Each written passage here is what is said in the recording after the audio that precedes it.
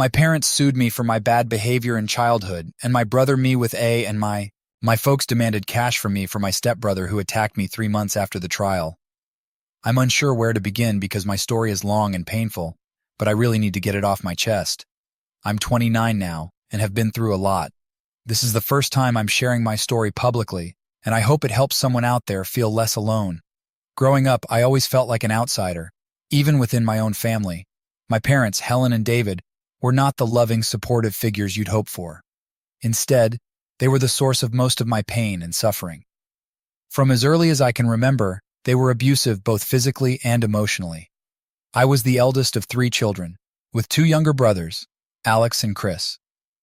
My parents treated my brothers relatively better, but for some reason, I was always the target of their anger and frustration. My earliest memories are filled with fear. My parents had a twisted way of disciplining me, which involved a lot of yelling, name-calling, and physical punishment. I remember one incident when I was about 6 years old.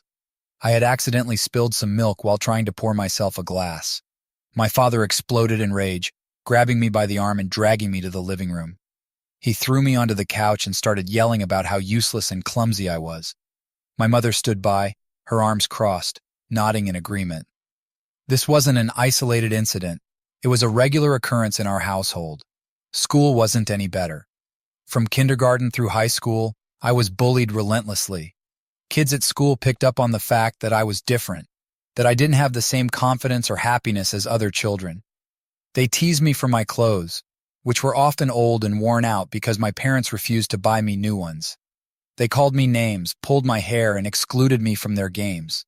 I tried to tell my teachers, but they either didn't believe me or didn't care enough to intervene. In middle school, things escalated. One of the worst incidents happened when I was in 7th grade. A group of girls cornered me in the bathroom and started taunting me about my appearance. They pushed me around, pulled at my hair, and called me every name under the sun. When I tried to fight back, one of them grabbed my backpack and dumped all my books and papers into the toilet. They laughed and left me there, crying and humiliated. I was too scared to tell anyone because I knew it would only make things worse. High school was a continuation of the same nightmare. The bullying got more sophisticated and insidious. It wasn't just physical anymore, it was psychological. My classmates spread rumors about me, wrote nasty things about me on social media, and made sure I knew I was unwanted. I remember one time when someone slipped a note into my locker that said, "Why don't you just kill yourself? No one would miss you."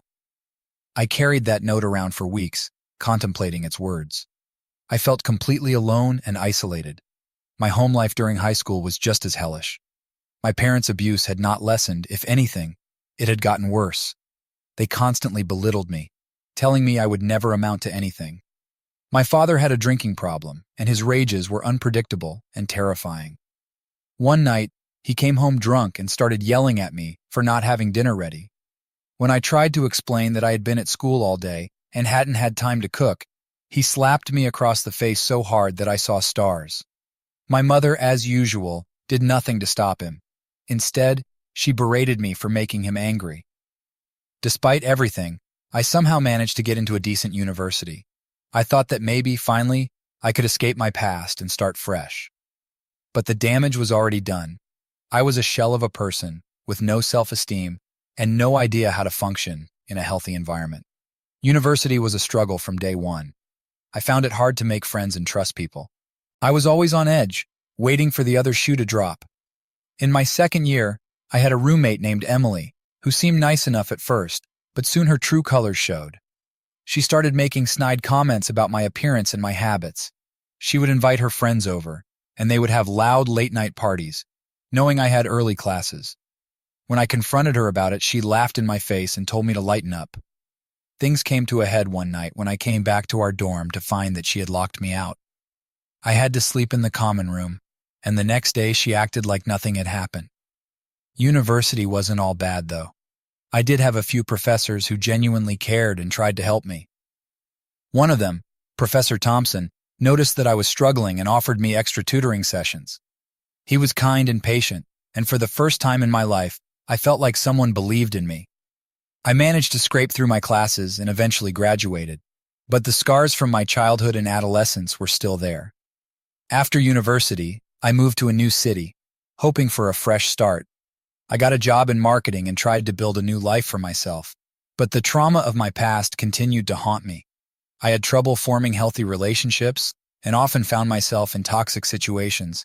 My self-esteem was still rock bottom, and I struggled with depression and anxiety. I started seeing a therapist who helped me unpack some of the pain and begin the long process of healing. One of the hardest things I had to do was confront my parents about their abuse. It took me years to work up the courage, but I finally did it. I wrote them a long letter detailing everything they had put me through and how it had affected me. I didn't expect an apology, and I didn't get one. My mother wrote back, accusing me of being overdramatic and ungrateful. My father didn't respond at all, but writing that letter was cathartic for me. It was a way to take back some of the power they had stolen from me. Today, I'm still working on healing. I have good days and bad days. I've cut off contact with my parents, which was one of the best decisions I ever made. I've built a small but supportive circle of friends who know my story and stand by me. I'm learning to trust people again and to believe that I deserve happiness. It's a long road, but I'm getting there one step at a time. When I first started seeing a therapist, Dr. Allen, I was a mess. I remember my first session like it was yesterday. I was so nervous my hands were shaking, and I could barely look her in the eye. Dr. Allen was kind and patient, creating a safe space where I could open up without fear of judgment. It took several sessions before I could even talk about my childhood. I would sit there staring at the floor while she gently encouraged me to speak. One of the most pivotal moments in my therapy was when Dr. Allen introduced me to the concept of self-compassion. She asked me to think about how I would treat a friend who had gone through similar experiences. Would I blame them? Call them weak or unworthy? Of course not. I would offer them kindness and understanding. She told me I needed to learn to treat myself the same way. It was a foreign concept to me, but it planted a seed that would eventually grow into a new way of thinking about myself. We worked through a lot of my past trauma using various techniques, including cognitive behavioral therapy, CBT and eye movement desensitization, and reprocessing EMDR. EMDR was particularly challenging because it forced me to relive some of my most painful memories, but it was also incredibly effective. I started to notice changes in myself, small at first but significant. I felt a little lighter, a little more hopeful. In parallel with my therapy, I was trying to build my career in marketing. My first job out of university was at a small marketing firm. I was eager to prove myself, but my lack of self-confidence often held me back. I remember one incident during my first few months there. I had worked hard on a campaign proposal for a new client, and I was excited to present it to my team. During the meeting, my boss, Mr. Harris, interrupted me several times, questioning my ideas and making me feel small. I left the meeting feeling crushed and doubting my abilities. Dr. Allen helped me unpack that experience. She made me realize that Mr. Harris' behavior said more about him than it did about me. He was known for being a tough critic and often used his position to belittle others. With her support, I started to find my voice. The next time I presented an idea, I was more assertive. I made sure to back up my proposals with solid data and stood my ground when challenged. It wasn't easy, but it was a crucial step in my growth. As I gained more confidence, I started to take on bigger projects. I volunteered for tasks that scared me, knowing that the only way to overcome my fears was to face them head-on. One of the biggest projects I worked on was a rebranding campaign for a major client. It was a high-stakes assignment, and I was both excited and terrified. I spent countless hours researching, brainstorming, and refining my ideas. When it was finally time to present the campaign to the client, I was a bundle of nerves. To my surprise, the presentation went smoothly. The client loved my ideas, and Mr. Harris, who had been so critical before, praised my work. It was a huge win for me and marked a turning point in my career. I started to believe in myself and my abilities. I realized that I was capable of much more than I'd ever given myself credit for. Outside of work, I continued to make strides in my personal life. Dr. Allen encouraged me to explore hobbies and interests that brought me joy. I started painting again, something I hadn't done since I was a child. I joined a local art class and found it incredibly therapeutic. It was a way to express myself without words, to channel my emotions into something beautiful. I also began to build a support network. I joined a few online communities for survivors of abuse and found solace in connecting with others who had been through similar experiences. We shared our stories, offered each other support, and celebrated our victories, no matter how small. These connections were invaluable in my healing journey. At work, I faced another challenge that tested my resilience. We had a new hire, Lisa, who quickly became a favorite of Mr. Harris. She was smart, confident, and seemed to excel at everything she did. I found myself feeling threatened and insecure, worried that I would be overshadowed. It brought back a lot of the old feelings of inadequacy and fear of not being good enough. Dr. Allen helped me navigate these feelings. She reminded me that Lisa's success didn't diminish my own. We talked about the importance of collaboration over competition and how supporting each other could lead to better outcomes for everyone. I decided to reach out to Lisa and offer my help with one of her projects. To my surprise, she was grateful and welcomed my input. We ended up working really well together, and I learned a lot from her. It was a lesson in the power of teamwork and the importance of lifting each other up. As my career progressed, I started to take on leadership roles. I was promoted to project manager and was responsible for overseeing a team. This was a huge step for me, and I was determined to be the kind of leader who supported and encouraged her team rather than tearing them down. I held regular team meetings where everyone had a chance to share their ideas and feedback. I made it a point to recognize and celebrate my team's achievements, no matter how small. It was incredibly rewarding to see them grow and succeed. One particularly memorable project was a national ad campaign for a new product launch. It was a massive undertaking, with a tight deadline and high expectations. I knew it would be a challenge, but I was excited to prove myself. I assembled a talented team and worked closely with them to develop a creative and effective campaign. There were countless late nights and moments of doubt, but we pulled together and made it happen. The campaign was a huge success. The product launch exceeded all expectations, and our client was thrilled. We received industry recognition and awards, and it was one of the proudest moments of my career. It felt like validation for all the hard work and perseverance I had put in over the years. It also reinforced the importance of believing in myself and my abilities. Throughout this journey, Dr. Allen was a constant source of support and guidance. She helped me understand that healing is not a linear process, and that setbacks are a natural part of growth. There were times when I felt like I was back at square one, but she reminded me of how far I had come and encouraged me to keep going. One of the most powerful exercises we did in therapy was writing a letter to my younger self. Dr. Allen asked me to write to the little girl who had endured so much pain and tell her everything I wished she had known back then. It was an emotional and cathartic experience. I told her that she was strong, resilient, and deserving of love and happiness. I told her that the abuse she suffered was not her fault and that she would go on to achieve great things despite it all. Writing that letter helped me to see myself in a new light and to acknowledge the strength and courage it took to survive and thrive. Today, I'm in a much better place. I've learned to set boundaries and prioritize my well-being. I've continued to grow in my career and have even started mentoring others who are just starting out in the industry. It's incredibly fulfilling to be able to give back and help others navigate their own challenges. Looking back, I can see how far I've come. The road to healing is long and often difficult, but it's worth every step. I've learned that it's okay to ask for help, to lean on others, and to be kind to myself. I've also learned that I am capable of more than I ever imagined. Life had been steadily improving for me. I was making strides in my career, maintaining healthy boundaries with toxic people, and continuing my therapy. But just when I thought I had finally put the past behind me, I received a letter that shattered my sense of security. My parents were suing me. The grounds for the lawsuit were absurd.